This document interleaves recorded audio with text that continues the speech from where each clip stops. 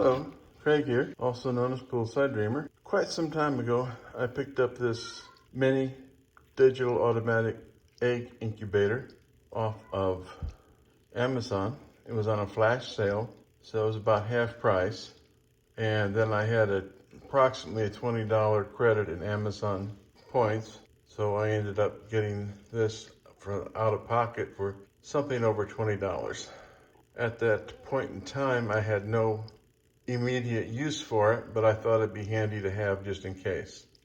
This is a VIVO home egg incubator, also known as the Magic Fly, and I can't remember other brand names, but it's all the same incubator. Different companies just put their name on it. It's not the best incubator in the world, but it does work. Okay, I'm going to open this up now. It's kind of anticlimactic. I've already had it open and used it, but pretty much show you how it comes if I can remember. It does come with a small instruction book. Well, it says assembly instructions, but anyway.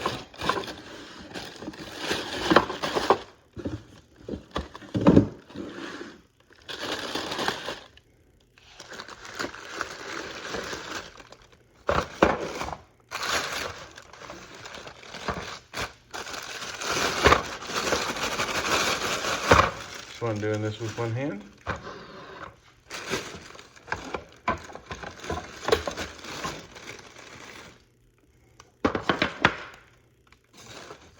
All right, this is the top of it. It's got the turner here. This goes around in a circle slowly, and this connects with this little slot here and moves this back and forth. It uses 60 watts, 110 volts. They do have a 220 model for those overseas.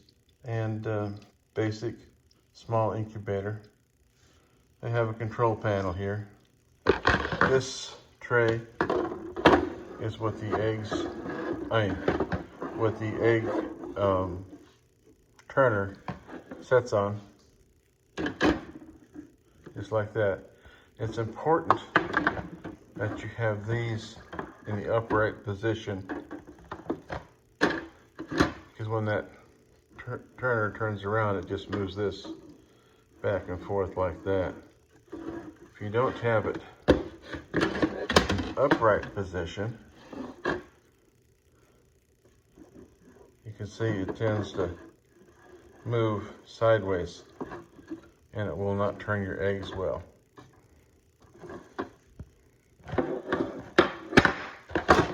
Bottom tray here, just a little standoff on it. This is where you put your eggs during lockdown, and the little stand keeps the eggs out of the water. There's no specific water tray here. Just put your water in the bottom of this. When adding water to this incubator, I found out the easiest way, the way you lose the least amount of heat and humidity, is to fill a syringe. I have a 3cc syringe here. And then just raise this slightly, just slightly, and slide it. And then put this water right inside along the edge here.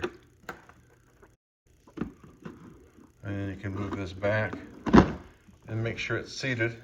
And that's about it. When you use a thermometer, do not place it along the edge. I put one of these digital thermometers inside along the edge, and it was reading 90 degrees because of the cold transferring through the plastic. What I ended up doing, placing it like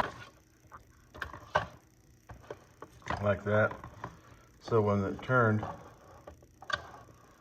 it just move this back and forth also. I found that was the easiest and provided the most reliable temperature. Now this is a Wi-Fi unit. You can download the app from gobi.com and then track this through Wi-Fi on your cell phone. It's pretty convenient. You don't have to open it up to check the temperature. Temperature gauge on this is not necessarily reliable. I did find that it was hard to maintain a consistent temperature with this unit. Even wrapped in a towel, it might maintain temperature for a while, a day or more, and then gradually increase or decrease in stair step.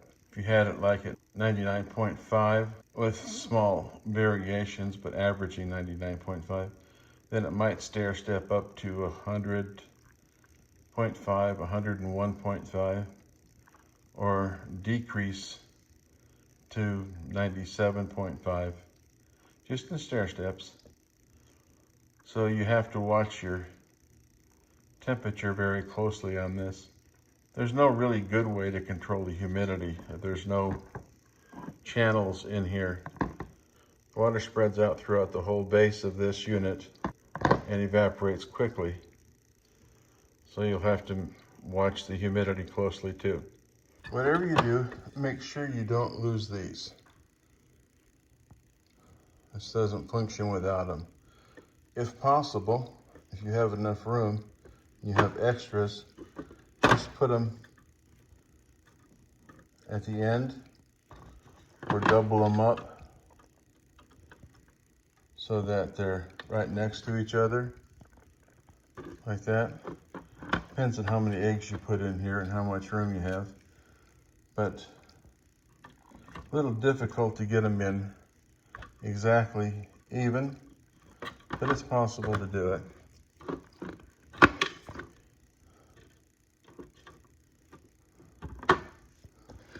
Now when you put this together, make sure that that little wand there actually slides in to that slot. You can see here the unit, the wand is in the slot. So as that shaft turns, it will move this back and forth. Setting this thing up is pretty simple. You just plug it in.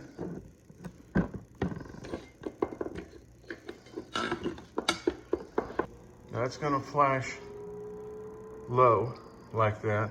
I'm going to set the temperature, press set, and then, okay, set for 102 right now. I'm going to change it. Just push the down, up button or the down button, the minus.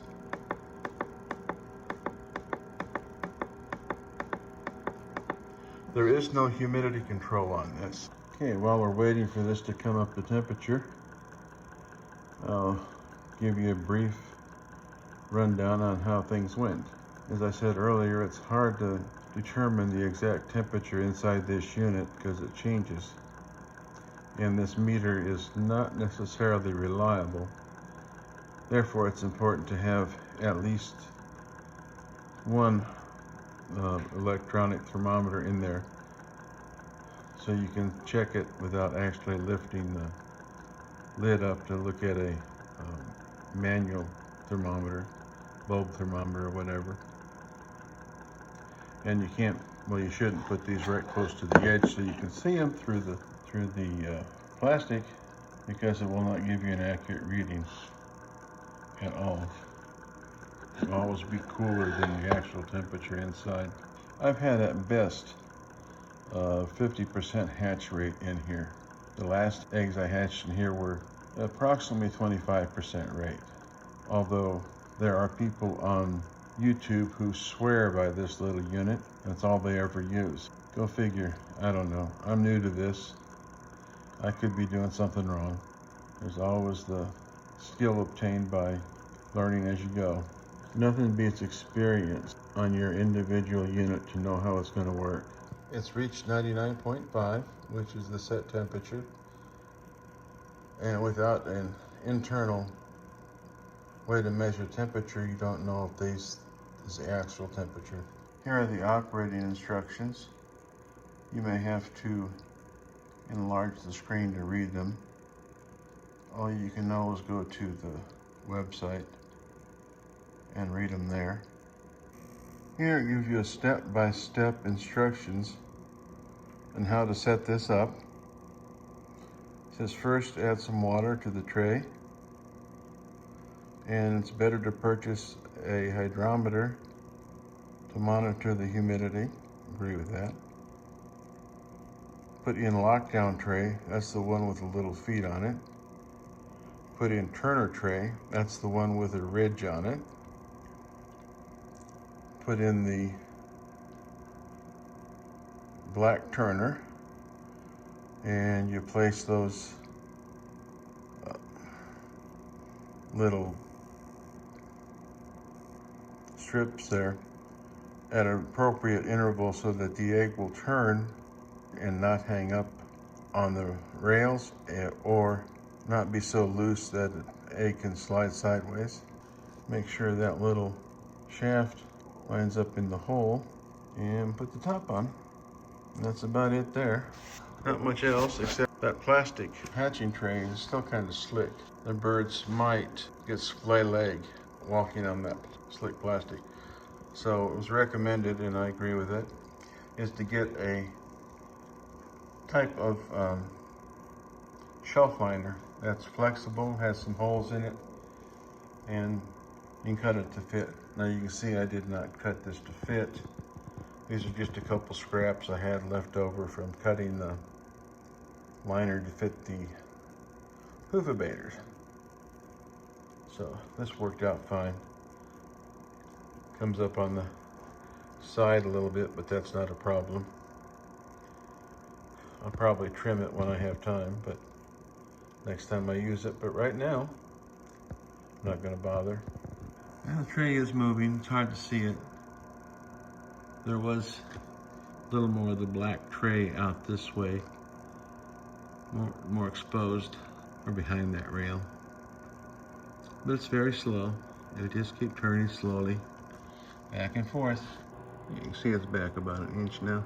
Okay, I downloaded the app for the Goby and got it set up and took a snapshot of the temperature the Goby's showing, and you can see the temperature that's on the incubator right now. So when I put this together, I'll show you that snapshot. It's almost 2 degrees cooler than that temperature there.